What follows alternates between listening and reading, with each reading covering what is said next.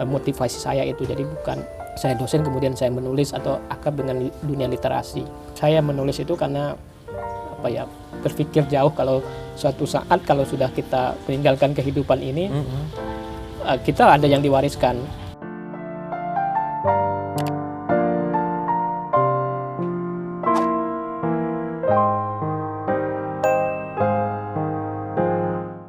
Kalau di Indonesia sendiri, iklim menulis di kalangan dosen, kalangan pengajar itu bagaimana, Mas?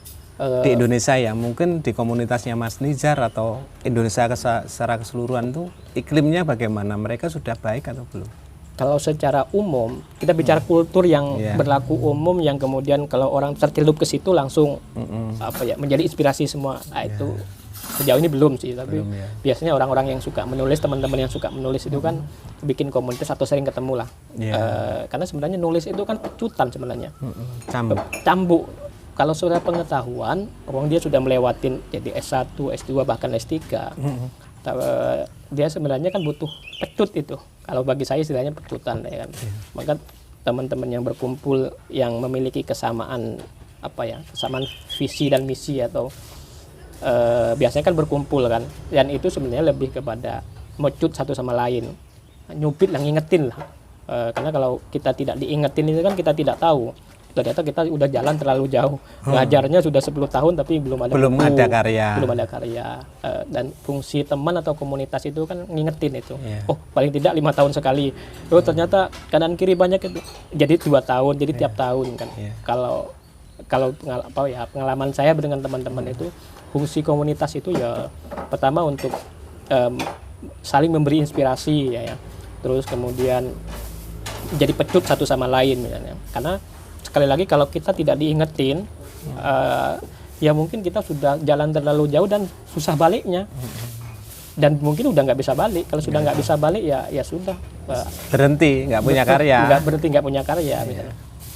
Padahal secara kemampuan dia berpikir, kalau seandainya dia dipindahkan ke tulisan, dia gagasannya mungkin luar biasa. Kan kadang-kadang memang apa yang disampaikan di pikiran itu begitu diterjemahkan ke dalam sebuah tulisan itu malah menjadi lebih kaya.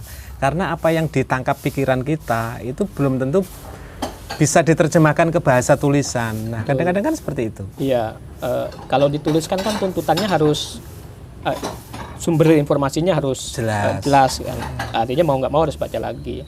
Terus kalau dituliskan kan pertanggungjawaban ilmiah atau pertanggungjawabkan karena itu untuk publik kan. Kalau ngobrol begini pertanggungjawabannya misalnya saya sumbernya dari mana itu kan nggak perlu saya nyampaikan tapi ketika ini dipindahkan ke tulisan, itu jelas, itu harus jelas itu.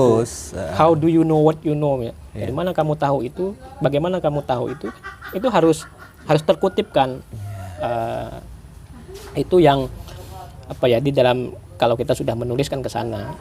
Jadi tuntutannya, pertanggungjawaban ilmiahnya juga itu jelas kan kalau di dalam koridornya. Tapi secara ide dan gagasan itu banyak orang mungkin yang punya gagasan yang besar dan luar biasa. Dan itu tidak sempat dituliskan. Tapi kemudian keburu orang lain menulis, kemudian dia mikir saya juga bisa ternyata. Ya bisanya dia itu bisa karena dia punya waktu, mungkin dia bisa karena dia punya energi, dan dia bisa karena konsisten karena ide itu kalau tidak dituangkan atau dia tidak lahir lah ya, kan selalu gelisah itu. Tapi kalau sudah lahir kan dia puas dan selesai dengan produk itu, tapi kemudian dia akan menemukan inspirasi lain, ide lain untuk menulis yang berikutnya. Maka biasanya kalau orang sudah nulis satu buku, dia itu kalau nggak nulis itu kayak gelisah. Tapi dia bingung mungkin mau nulis apa. Karena anaknya sudah dilahirkan kan, kayak Mas Mukhlis, anaknya yang sudah ngendap lama itu sudah lahir itu. Tapi akhirnya ada anak kedua yang sedang kita bikin ini kan. Bahkan menulis itu sebenarnya kalau buku pertama itu kadang menjadi cambuk untuk sendiri, ternyata pembuktian lah. Ternyata saya bisa. Tapi buku itu kan juga sebenarnya ada nilai ekonomisnya, Mas. Jadi bukan hanya untuk mengabadikan pemikiran, bukan hanya untuk menghasilkan karya saja atau tetapi dari sisi ekonomisnya itu ada. Jika dirasa buku itu memang benar-benar bagus, kan bisa segmen kita itu bisa lebih luas, bukan hanya di kalangan mahasiswa, tetapi kalangan umum, masyarakat luas. Iya, iya. Tapi kalau sebagai mata pencaharian utama untuk kita yang tinggal di negara ini masih berat. Misalnya Mas Mulis sudah fokus untuk menjadi penulis dan mengabaikan semua sumber mata pencaharian dan fokus pada satu pendapatan dengan menjadi penulis profesional. Mungkin ada orang yang seperti itu. Tetapi ketika kita sudah banyak tuntutan, kita kan tuntutan kalau keluarga itu kan banyak, punya anak-anaknya harus sekolah misalnya. Kita tahu sendiri kan SPP sekolahan itu bisa ngalah-ngalahin anak kuliahan kan. Kalau yang terus kemudian belum biaya kita, belum biaya keluarga misalnya. Nah, artinya kalau kemudian Mas Mulis memutuskan diri untuk menjadi penulis profesional, mengabaikan dari semua sumber pendapatan dari di luar menulis, ya berat. Itu berat. Tetapi bukan berarti menulis itu tidak punya masa depan, tidak punya masa sisi depan, ekonomi. Sisi ekonomi. Ya dia punya misalnya. Dia punya itu banyak penulis yang sukses kayak Andira Hirata, Dewi Lestari misalnya. Atau yang banyak yang penulis di situ yang sukses.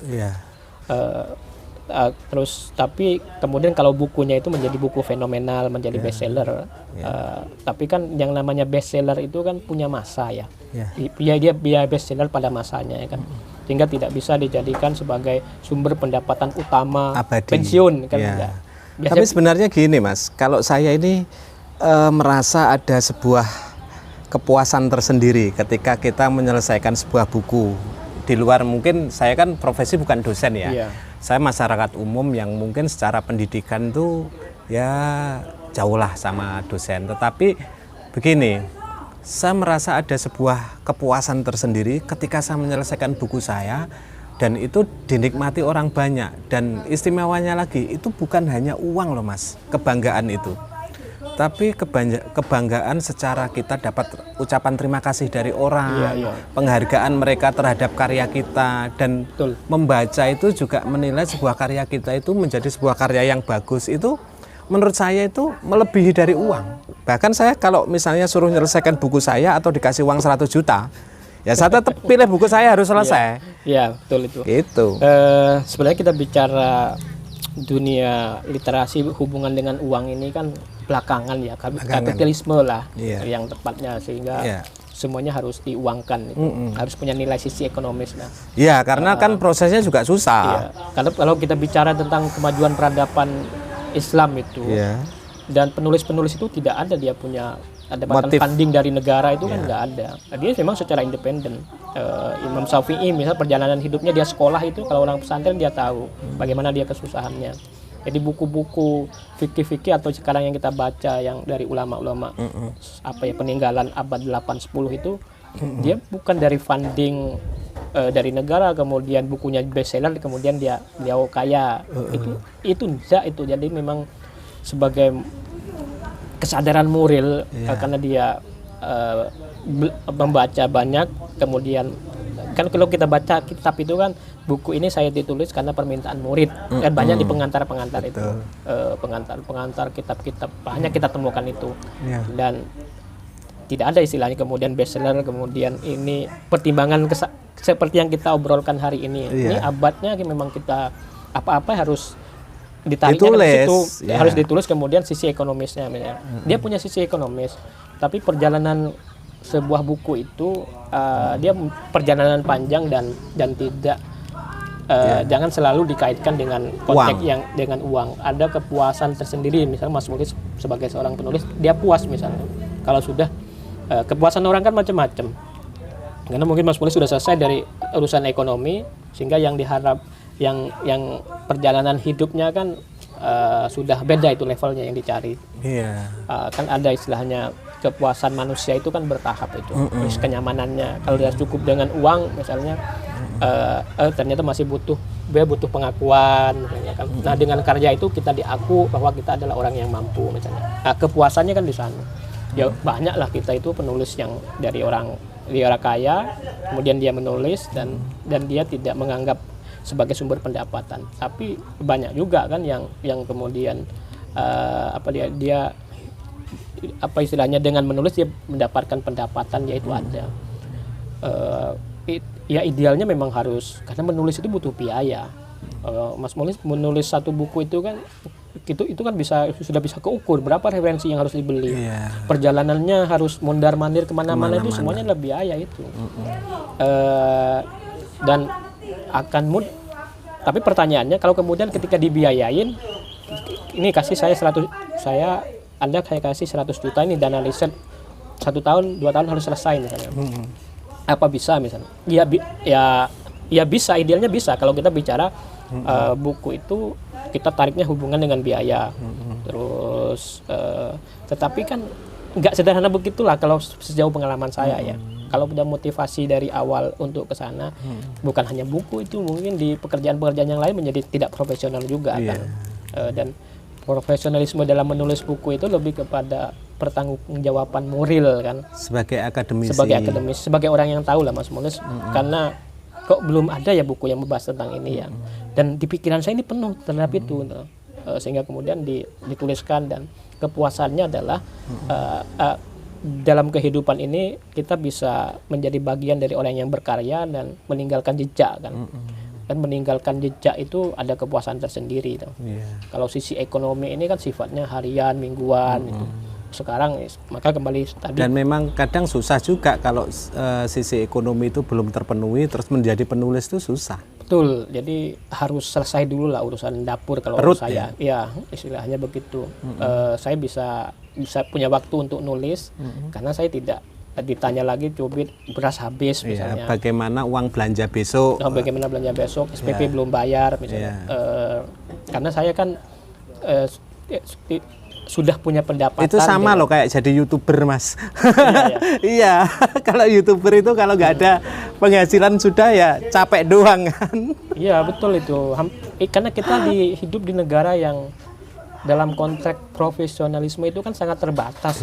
Pekerjaan-pekerjaan yang dianggap profesional sehingga mendapatkan bayaran bulanan kan. Iya. Ya YouTuber itu dia punya pendapatan mungkin dari yang lain, atau kalau yang masih muda sudah dia hidup oleh orang tuanya kan? masih numpang sehingga punya waktu yang maksimal yang untuk melakukan banyak hal. Maka termasuk menulis kan. Jadi menulis itu kalau belum selesai urusan dapur misalnya kan, dan segala macamnya itu berat sih, pengalaman saya itu berat. Maka kembali lagi kalau untuk menjadi profesionalisme murni, ya sumber-sumber yang lain itu mungkin harus ada.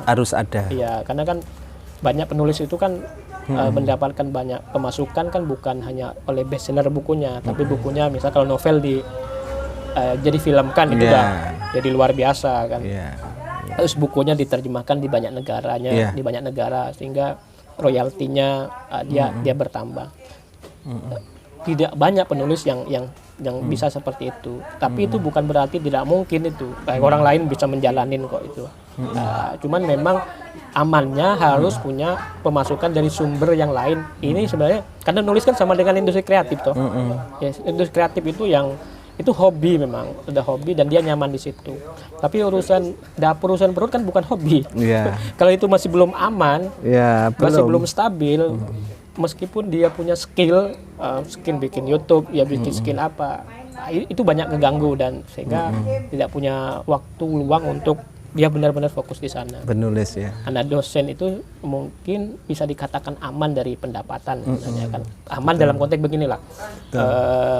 Dia punya gaji bulanan lah. Terus kemudian artinya dia dengan menulis itu pertama dia dapat kum juga itu, ada kum istilahnya.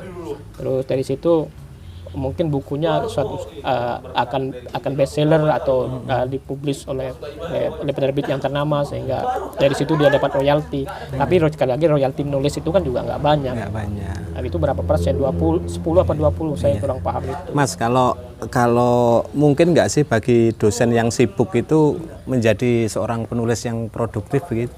Caranya bagaimana? Saya tidak punya pengalaman dan akal saya belum bisa menjangkau itu. Kecuali dia mungkin punya tim ya. Tim penulis-penulis luar itu yang saya tahu ya, dia juga tidak tunggal juga itu sendirian, tapi dia punya tim yang gagasannya dia ini, tapi kemudian dia ada yang membantu untuk menuliskan itu. Tapi gagasan pokoknya itu dari dia. Kemudian dia punya tim untuk bagaimana mengemukakan apa yang menjadi gagasan itu. Dia menyediakan semua lah itu. Itu mungkin itu. Tapi kalau tunggal, gimana sudah waktunya sudah banyak ngajar, terus kemudian mengerjakan pekerjaan administrasi, kemudian dia menjabat, dia menulis. Coba kita bagi hari itu kan dari Senin sampai Minggu lah. Belum waktu untuk keluarga ya? Belum waktu untuk keluarga misalnya. Itu di jam berapa dia punya waktu untuk kontemplasi. Dia punya waktu di mana di situ tidak ada intervensi dari faktor-faktor luar. Artinya akal saya belum ke situ itu. Sebagai saya yang terbiasa, saya nulis itu sudah dari zaman kampus, saya sudah jadi wartawan mahasiswa, wartawan kampus kan. Dan sampai sejauh ini saya masih menulis itu. Jadi kalau kembali ke pertanyaan Mas Molis tadi, akal saya belum nyampe ke situ. Kalau dikerjakan sendiri, karena sudah waktu dari Senin sampai ketemu Senin lagi kan, dia punya hari libur. Kalau swasta kan Sabtu masuk itu. Kalau negeri Sabtu Minggu kan. Sabtu Minggu ini biasanya kan waktu untuk keluarga. Karena sudah ada 5 hari sudah dipakai untuk pekerjaan profesinya. Ini semacam apa istilahnya ya dilema atau lingkaran yang berulang begitu. Berulang terus menerus.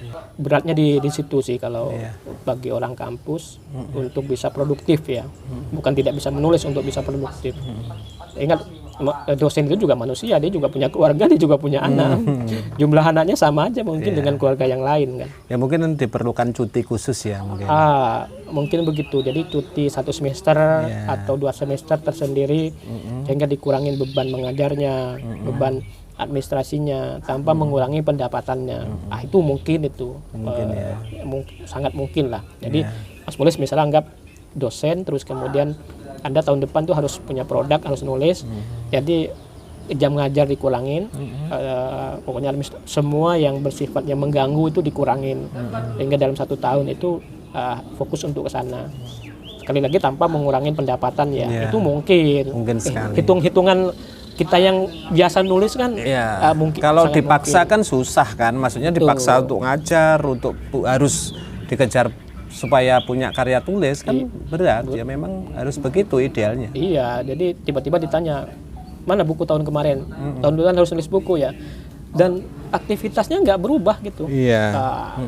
Maka akal saya nggak bisa menjangkau untuk ke sana itu. Karena kita yang biasa nulis tahulah energi nulis itu bisa 1 hari. Mas. Saya itu nulis itu juga harus meninggalkan semua pekerjaan kok. Jadi waktu itu saya sudah pesan sama istri saya ya, harus kamu kasih waktu untuk menyelesaikan buku ini. Kalau enggak ya enggak selesai. Dan ini saya minta lagi waktu untuk menyelesaikan buku yang kedua juga kan. Seperti itu. Betul. Bahkan referensi itu kita, meskipun kita misalnya nulis ini, menurut orang itu berantakan. Kita itu kalau menulis itu kan tahu itu letak yang ada di pikiran kita itu ada di buku ini halaman berapa, terus di halaman berapa, karena kita sudah connecting dengan semua referensi itu. Nah kalau kita menulis itu di rumah, coba bangun tidur tahu-tahu bukunya digeser coba. Padahal kita istirahat karena malam kan, tapi otak kita kan masih nyambung dengan referensi-referensi itu. Jadi ketika ini geser kita tahu kan nambah gawean itu, nambah gawean, jadi buka lagi.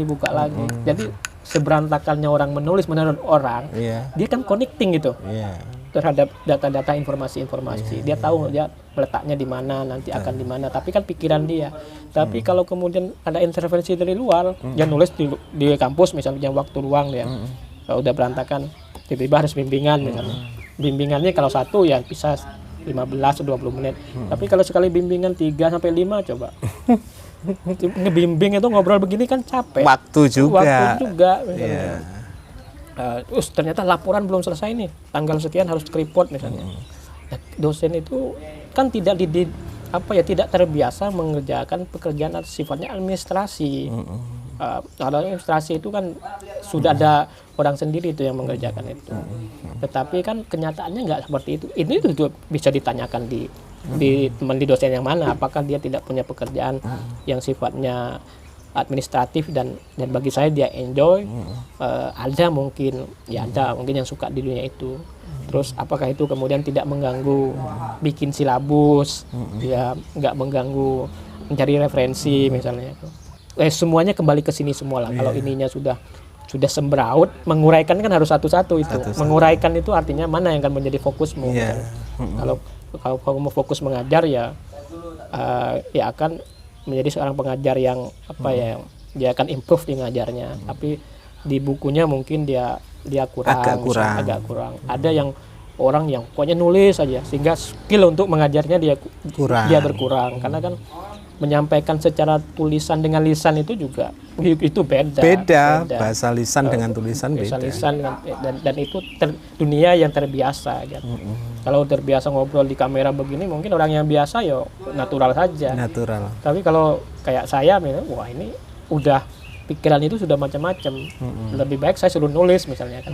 Artinya bahwa karena selama ini saya menekunin itu. Dan itu coba kalau saya tiap hari suruh begini, apakah saya punya waktu untuk nulis, Pak? Jadi dari jam 9 sampai jam 12 suruh ngobrol begini. Lebih baik gini, saya menafsirkannya lebih baik jadi YouTuber daripada harus ngajar online kan. Kan sama-sama di depan kamera kan. Iya, begitu mungkin ya. Iya, bayangkan sudah misalnya. Gini aja, kamu nggak usah ngikuti kelas online saya bikin konten, kamu lihat dah kan gitu. Subscribe sudah selesai kan? Ya, mungkin ya. Itu untuk 1 semester. Iya. Mungkin ada kali ya. Saya tidak paham itu karena terlalu kompleks kehidupan ini. Gitu. Tapi itu mungkin saja kan mengajarkan mata kuliah terus kemudian jadi YouTuber. YouTuber apa namanya itu namanya? YouTuber kampus atau YouTuber apa? Dosen ideal. Tapi biasanya kan yang begitu nggak banyak subscribernya. Berat semua ya. Ilmu yang berat itu. Yang berat-berat itu kan kalau orang nggak terbiasa mikirkan yang berat, nonton yang berat, biasanya nggak mau dia. Jadi subscribernya mungkin ya hanya mahasiswanya aja. Tapi ada teman saya yang juga bikin konten gitu. Ya, YouTuber ini ya dosen itu kan dia dekat sekali lagi dengan ilmu pengetahuan itu. Jadi kalau dia bisa mengemasnya seperti Mas Mukhlis ini kan pintar ngemas misalnya. Ya itu juga akan menjadi tambahan tersendiri atau bukan tambahan lagi kali ya. Kan dia sudah banyak viewernya misalnya kan. Tapi ilmunya dia kan ilmu kampus, cuman dia karena dia nggak ngadepin siswa tapi umum misalnya. Ya di konteks sekarang ini banyak pekerjaan yang belum pernah dipikirkan 5 tahun yang lalu kan, termasuk oleh dosen lah. Jadi YouTuber itu ya ada lah pasti dosen jadi YouTuber itu. Tapi sesuai dengan anunya ya. Sesuai bidangnya. Bukan kemudian dosen kok keliling-keliling nanti kan juga ditanyain orang juga. Kamu kerjaannya apa? Ngajar apa bikin konten kan gitu. Kok kerjanya traveling misalnya kan. Kerjanya melebu sana sini, jadi aneh juga itu. Kalau kayak Mas Mukhlis memang nggak punya pekerjaan yang harus ngantor ya. Kalau di rumah malah aneh. Punya kan? Mas, saya harus ngantor tiap hari. Oh gitu ya. Harus ngantor tepat. Malah justru diawasin sama sekretarisnya kan. Tapi sama Bu Bos. Tapi nggak harus laporan kan. Jadi kalau nggak report gajinya nggak keluar itu. Ya, terus kadang kampus itu kan harus laporan itu. Kalau nggak laporan uang penelitiannya nggak cair, yang 30% atau yang 70%. Nah, dan itu harus bikin keuangan misalnya, laporan uangnya kemana. Wah. Kalau Mas Nizar ini kan ngajar di Unila, kok tinggal di Jogja ini gimana? Apa nggak bolak-balik capek? Oh, saya kan tugas belajar. Oh, sekarang lagi tugas belajar. Makanya tugas belajar. Ambil apa, Mas? S3? Ya, S3 di Malaysia saya, di Universitas Utara Malaysia. Utara Malaysia itu dekat Thailand ya, dekat Thailand Selatan. Tapi gaji cair kan? Kalau sudah tugas belajar itu hanya kita dapatnya gaji saja kan. Kalau yang lain-lain sudah nggak ada itu. Misalnya kayak dosen itu kan punya sertifikasi dosen ya. Itu sudah kalau kayak seperti saya ya sudah, kita nggak dapat sedot, ya dapat gaji itu aja. Dan sebentar lagi doktor dia gelarnya. Itu perjalanan lah hidup itu. Kata orang itu doktor itu mungkin sekolah lah ya, secara umum itu rezeki katanya. ada orang yang dikasih waktu sekarang atau mungkin tahun depan. Tapi yang namanya rezeki kan tetap punya ikhtiar dan harus dicari kan. Kemudian artinya ada orang pingin sekolah tapi hanya pingin misalnya. Ya sama aja untuk profesi apapun itu juga gitu. Dan sekarang kan untuk S3 itu sebuah kewajiban untuk dosen itu. Kewajiban ya? Dia harus S3. Karena sekarang sudah untuk S2 itu kan ya banyak lah orang yang nggak ngajar aja banyak yang S2 kok. Bahkan yang pejabat-pejabat juga banyak S3 kan. Masa dosen nggak S3? Pejabat itu sudah dia memerintah suatu wilayah, region, dia bisa sekolah ini. Dosen ini kerjanya tiap hari di dunia kampus masa orang iso sekolah. Maksudnya nggak punya waktu untuk sekolah. Ya Rocky Gerung itu juga dia bukan dokter tapi kan dia ngajar dokter. Ada fenomena yang dosen yang seperti itu ada. Tapi kemudian dari 1000 kan belum tentu itu ada 10. Ya tidak banyak yang seperti itu. Tapi kemudian secara administrasi biasanya kan kayak Rocky Gerung itu kan dia ngajar tapi nggak mau ngarapin gaji sudah kan. Setahu saya begitu. Jadi dia sudah punya pendapatan yang lain, artinya ya moralnya saja dia harus untuk mengajar. Tapi kalau tidak semua dosen lah yang seperti itu. Atau suatu saat Mas Mulis juga bisa ngajar dan di kampus mana dan udah nggak butuh gaji, pokoknya saya udah nggak mikir. Saya ngajar bikin konten aja Mas nanti. Ngajar, maksudnya cara bikin konten. Iya, secara skill kayak kan kita Eri itu secara skill mengajar di bidang itu dia punya skill yang levelnya mungkin udah di atas master mungkin ya. Secara administrasi saja. Karena kan sekolah ini kita bicara administrasi lah, karena banyak orang pintar di luar sekolah ya, tidak melewati proses administrasi sampai S2 sampai S3. Tapi itu bagaimanapun sekolah tetap penting karena itu sebuah perjalanan kan. Perjalanan sebuah pemikiran orang. Ya, kita tahu lah orang lulusan SMP cara mengambil kesimpulan terhadap fenomena, terhadap peristiwa sesuai dengan pemikirannya di anak SMA sesuai dengan ininya, anak S1, S2 dan seterusnya kan begitu. Jadi pendidikan itu tetap memiliki peran penting karena orang diajarkan berpikir mengambil kesimpulan secara rasional, dan itu kan sudah melekat biasa sesuai dengan level pendidikannya. Misal Mas Mulis, saya yakin dulu S1 kan ini kan, kalau belum S1 apa iya bisa menulis misalnya, kan? Karena berpikirnya kan sudah dilatih sejak mahasiswa. Anak SMP apa bisa menulis seperti Mas Mulis? Ya mungkin bisa, ya bisa saja, tapi tetap bisa dibedakan lah mana sebagai produk buku yang lahir dari akademisi dengan yang bukan. Karena itu sebuah perjalanan yang berlaku di banyak negara. Tapi biasanya buku yang lahir dari akademisi itu terlalu berat, Mas. Oh iya, karena vocabulary-nya lah ya, kalau dalam bahasa Inggris itu dia membaca buku-buku yang secara vocab-nya sama kan. Misalnya Mas Mulis ini kalau baca buku novelnya Ten Lip misalnya, nulisnya juga model-model itu kan. Gitu, tapi kalau baca bukunya berat, karena kata-kata yang ada di kepala kita kan dari buku itu. Dari buku yang sering kita baca. Kita menganggap berat karena tidak terbiasa membaca buku yang seperti itu. Tapi kalau kita sudah terbiasa, mudah ya mudah. Nah itu pemilihan kita akrab dengan kata karena kita tinggal di mana dan terbiasa atau enggak dengan itu. Betul. Mas Nizar, ini saya sudah 1 jam lebih ini. Oh iya, enggak kerasa. Ini ada terakhir yang ingin disampaikan, mungkin pertanyaan saya lewat gitu. Kalau saya sih menulis itu lebih kepada saya tidak menganggap menulis, tetapi saya tidak punya peninggalan. Kalau kemudian suatu saat kita sudah meninggal, tidak ada peninggalan yang kemudian anak dan cucu saya itu tidak tahu bahwa mbahnya dia dulu namanya Nizar misalnya kan. Ya wajar dia tidak tahu karena mbahnya tidak meninggalkan apapun. Ada yang meninggalkan tanah, meninggalkan warisan. Saya nggak punya tanah banyak ya. Dan walaupun ada tidak bisa diwariskan sampai 7 keturunan kan. Tetapi kalau pemikiran kita yang kemudian kita abadikan dalam bentuk buku, orang-orang kita yang hidup yang semasa kita dia bisa mengambil manfaat mungkin. dan setelah itu juga bisa mengambil manfaat. Dan generasi kita waris kayak Mas Mulis menulis juga, cucunya Mas Mulis juga tahu bahwa dulu dia punya kakek namanya Muhlisina Lahuddin kan. Nah kalau Mas Mulis tidak nulis, coba apa cucunya tahu, yang cucu ketiga atau yang keempat dia punya kakek namanya Muhlisina Lahuddin. Dia ini kakek tahu. Saya ini gondrong. Tapi dengan menulis itu kan, kakek saya penulis, sehingga jejak kan, jejak. Syukur-syukur apa yang kita tulis bermanfaat, itu jadi amal jariah kan. Amal jariah itu kalau di agama kita kan tidak terputus.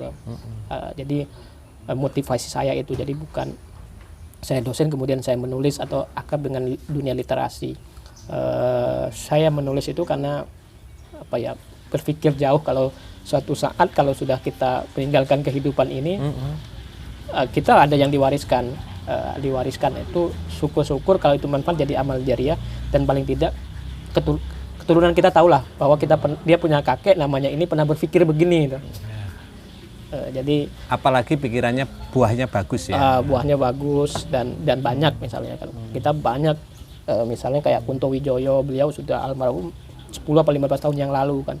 Tapi pemikiran beliau tetap menjadi insight ya, apa yang menjadi banyak inspirasi bagi angkatan saya, misalnya saya angkatan 2004, anak-anak sekarang juga. Betapa pemikiran yang kemudian diabadikan dalam bentuk tulisan itu nilai manfaatnya itu luar biasa, dan banyak orang yang pinter lah ya, yang punya pikiran luar biasa lah, tapi tidak punya kesempatan menulis, dan hanya orang terdekatnya aja yang tahu dia bahwa dia ternyata itu luar biasa, ternyata dia dahsyat kalau berbicara ini itu misalnya sesuai bidangnya ya. Tapi karena tidak dituliskan, muspro ya, tidak banyak orang yang tahu, dan cucunya pun juga tidak tahu kalau dulu dia punya kakek pintar. Paling ingatan ya. Ya karena pas setahun sekali ke kuburan aja, terus diceritain sama sopo lah, bahwa ini dulu ngajar di sini, ini ngajar ini lo pintar loh. Ini. Tapi buktinya mana? Dia nggak punya bukti otentik terhadap situ. Dan kalau saya sih anunya lebih kepada kesana. Kalau bukan karena dosen kemudian saya nulis, karena sebelum saya jadi dosen memang suka di dunia literasi lah, menyukai dunia literasi, dan motivasinya lebih kepada yang kita obrolkan baru saja itu. Begitu Mas Mulis. Cukup Mas. Cukup nih, terima kasih. Tidak terasa 1 jam ini ya. Satu jam lebih nih. Wah. 1 jam lebih nih Mas Nizar. Ya, luar biasa lah pokoknya. Dosen, sebentar lagi doktor. Amin. Perjalanan itu. Journey itu. Journey. Ya. Kan kalau sudah masuk ke dalam, kalau udah S3 itu ada yang bisa masuk, belum tentu bisa keluar. Maka betul. Itu sebagai sebuah perjalanan. Mudah-mudahan dimudahkan, dilancarkan, apalagi suasana COVID begini kan. Oke. Terima kasih banyak Mas Nizar ya. Siap. Waktunya ini, terima kasih banyak, dan mudah-mudahan obrolan kita bisa menjadi inspirasi bagi dunia literasi di Indonesia. Dan sekian, Assalamualaikum warahmatullahi wabarakatuh. Waalaikumsalam warahmatullahi wabarakatuh.